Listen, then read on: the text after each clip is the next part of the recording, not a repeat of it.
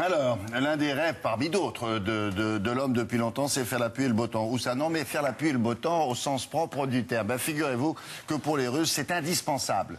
Souvent, c'est surtout indispensable le 9 mai. Pourquoi? Alban Mikosi, qui est sur place, va vous expliquer que le 9 mai, c'est un peu leur 14 juillet là-bas, n'est-ce pas, Alban? Bonjour. C'est tout à fait ça, William. C'est faire la pluie et le beau temps, le bon terme. Vous avez vu d'ailleurs qu'on vous accueille ici à Moscou sous une tempête de soleil aujourd'hui. Alors, qu'est-ce qui se passe le 9 mai? Le 9 mai, 20 000 militaires environ défilent sur la place Rouge et chaque année, on peut observer qu'ils défilent au sec. Alors, les Russes, la population russe pense que l'armée n'y est pas pour rien et que quelques jours plus tôt, des avions vont dans les nuages pour les disperser ou pour faire pleuvoir juste avant la fête, pour que la fête se passe au sec.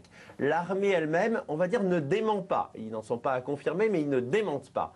Alors, reportage, où et quand faire pleuvoir? Voilà une enquête que j'ai menée avec Irina Golovkova. Décider où et quand il va pleuvoir.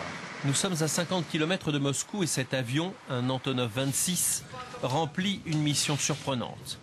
Équipé de diffuseurs chimiques, il vole dans les nuages et doit y déclencher la pluie. Notre produit est fait pour provoquer la concentration de l'humidité dans le nuage, de telle manière à déclencher la pluie dans une zone précise. Décollage direction les nuages à quelques kilomètres d'altitude.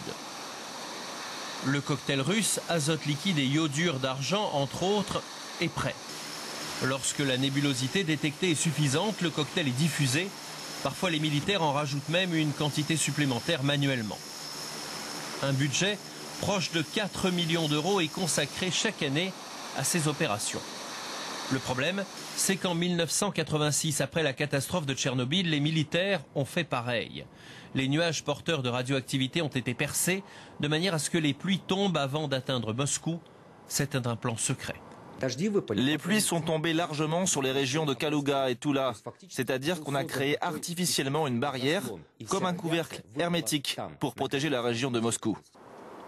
Pour sauver la capitale et protéger les dirigeants au Kremlin de la radioactivité, l'armée rouge a donc sacrifié des terres, aujourd'hui largement contaminées en Biélorussie ou dans l'ouest russe. L'opération a été reconnue par un des pilotes de l'époque. C'est officiel, ça, Alban.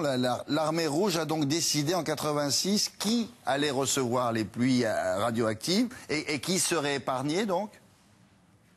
Alors, c'est de plus en plus officiel.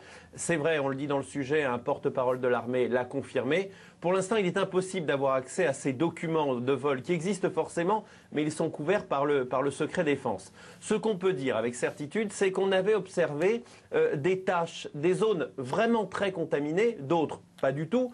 Et quelle que soit la distance, c'était pas proportionnel à la distance par rapport à Tchernobyl. Eh bien, on comprend mieux maintenant que les pluies radioactives ne sont pas tombées par hasard. Ce que l'on peut dire avec certitude, c'est qu'à Moscou, juste après l'accident de Tchernobyl, il n'a pas plu du tout. Et ça, c'est quand même un phénomène extraordinaire. Oui, évidemment. Et donc, il fait chaud à Moscou, apparemment, non, derrière vous? Ouais. Il fait chaud et beau. Alors, je ne le dis pas trop fort, parce que la dernière fois qu'il a fait beau, ensuite, on a pris un orage monumental. Ah oui, c'est la punition.